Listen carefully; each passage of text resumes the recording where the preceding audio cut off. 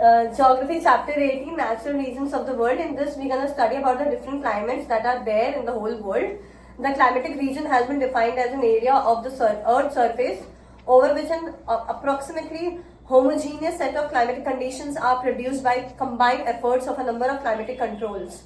ये पूरा exactly learn नहीं करना है, इसका मतलब यही है कि पूरे वर्ल्ड में जितने भी प्लेसेस है वहां पे एक homogeneous set of climate conditions already बन चुका है. फॉर एग्जांपल इंडिया का कोई क्लाइमेट है, ट्रॉपिकल क्लाइमेट, वो एक बन चुका है. वहां का कभी भी मेडिटेरियन क्लाइमेट या फिर इक्वेटोरियल क्लाइमेट कभी चेंज होगा भी तो कब होगा? 30 ईयर्स के बाद होगा. 30 ईयर्स के लिए वो सेट हो जाता है. होमोजीनियस का मतलब होता है कि वो सेम रहता है, वो फ्रीक्वेंटली चेंज नहीं होता है. और इसके और भी बहुत सारे क्लाइमेट टाइप्स है, जैसे कि equatorial, tropical desert, Mediterranean, taiga, tropical grasslands, tropical monsoon, temperate grasslands and tundra. इसमें जो डे एंड नाइट रहता है वो कैसा रहता है? इक्वल रहता है. Equal day and night. तो इक्वल डे एंड नाइट रहता है, इसीलिए इसका नाम भी क्या है? इक्वेटोरियल. इक्वेटोरियल रीजन्स में इक्वल डे एंड नाइट होता है. और यहाँ का टेम्परेचर कैसा रहता है? 24 to 28 degree Celsius. The annual range of temperature, the difference between the warmest and the coldest months is very small. अगर वहां पे ज्यादा टेम्परेचर चेंज हो ही नहीं रहा है तो मतलब वहां का रेंज कैसा होगा? फॉर एग्जाम्पल गर्मी में अगर वहां पे 28 पहुंच रहा है और सर्दी में 24, तो रेंज क्या हो गया? मतलब माइनस करेंगे तो क्या होगा? 4. तो वहां पे 3 to 4 डिग्री का ही डिफरेंस रहता है. वापस बता रहे हैं एक्सट्रीम टेम्परेचर किसको बोलते हैं? जैसे कि दिल्ली में क्या होता है? गर्मी में 40 डिग्री सेल्सियस पहुंच जाता है और अब तो 45 भी पहुंच जाता है. और ठंड में क्या होता है? 2 डिग्री, 3 डिग्री या 7 डिग्री पहुंच जाता है. तो डिफरेंस ज्यादा हुआ कि नहीं हुआ? जो जहां पर डिफरेंस आता हो हम लोग उसको बोलते हैं कि वहां पे जो क्लाइमेट है, वहां पे जो वेदर है वो कैसा एकदम एक्सट्रीम है. लेकिन क्लाइमेट या वेदर कहाँ का एक्सट्रीम नहीं होता है? जहाँ पे रेंज ज्यादा नहीं हो. प्लस माइनस करने से हम लोग को डिफरेंस ज्यादा नहीं मिले. मतलब पूरा साल ही वहां पे कैसा क्लाइमेट है? सेम है, होमोजीनियस है. सर्दी में भी 24 कोई बहुत ज्यादा ठंड नहीं होगा और गर्मी में भी 28 कोई बहुत ज्यादा गर्मी नहीं है. यहाँ पे जो टेम्परेचर है वो पूरे साल ऐसा ही रहता है एंड काम रहता है. कैसा रहता है? काम मतलब पीस रहता है. ज्यादा बारिश भी नहीं, ज्यादा ठंड भी नहीं, ज्यादा गर्मी भी नहीं. उसको हम लोग क्या बोलते हैं? काम, CALM. और यहाँ पे कन्वेंशनल रेनफॉल होता है. Torrential rain is experience afternoon 4 o'clock. Many areas receive 200 centimetre of rainfall annually. तो यहाँ पे यूजुअली 4 बजे बारिश होती है और 4 बजे जो बारिश होती है हम लोग उसको क्या बोलते हैं? 4 o'clock रेनफॉल. 4 o'clock रेनफॉल जो होता है वहां पे कितना रहता है उसका जो अगर हम लोग उसको मेजर करें तो कितना रहता है? वो 200 सेंटीमीटर. इसका कैरेक्टरिस्टिक्स बहुत इंपॉर्टेंट है. अभी तक जो भी पढ़ा है वो ओवरऑल करना है for the fill in the blanks and short questions, but this is what you need to do for a bit long questions. The question will be like state characteristics for equatorial type of climate. Equatorial type of climate does not experience any season because the temperature is same throughout the year. कोई season थोड़ी ना होगा.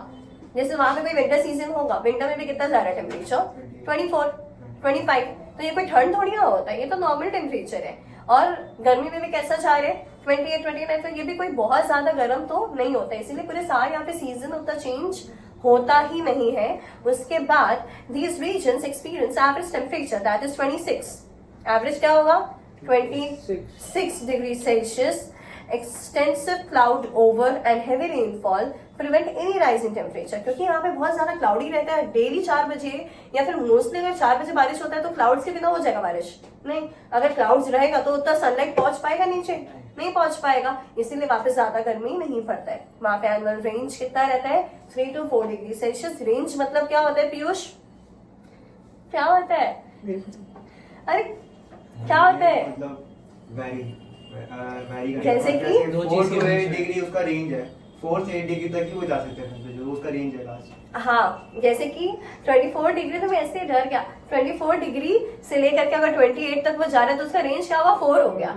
कि उसको मतलब range कितना है कि 4 डिग्री 5 डिग्री वो इधर उधर हो रहा है. उससे ज्यादा वो चेंज ही नहीं हो रहा है. उससे ज्यादा उसका डिफरेंस ही नहीं है. जब भी हम लोग रेंज का बात करेंगे तो हम लोग जो हाईएस्ट टेम्परेचर है और जो लोएस्ट टेम्परेचर है उसको माइनस कर देंगे तो रेंज निकल जाएगा. उसके बाद ह्यूमिडिटी यहाँ पे बहुत ज्यादा रहता है और यहाँ पे रेनफॉल रहता है. जब रेनफॉल होता है तो यूजुअली कब होता है? आफ्टरनून में होता है. क्योंकि अगर 4 बजे होगा रेनफॉल तो फिर भी आफ्टरनून कंसिडर होता है क्योंकि 5 बजे के बाद हम लोग इवनिंग बोलते हैं.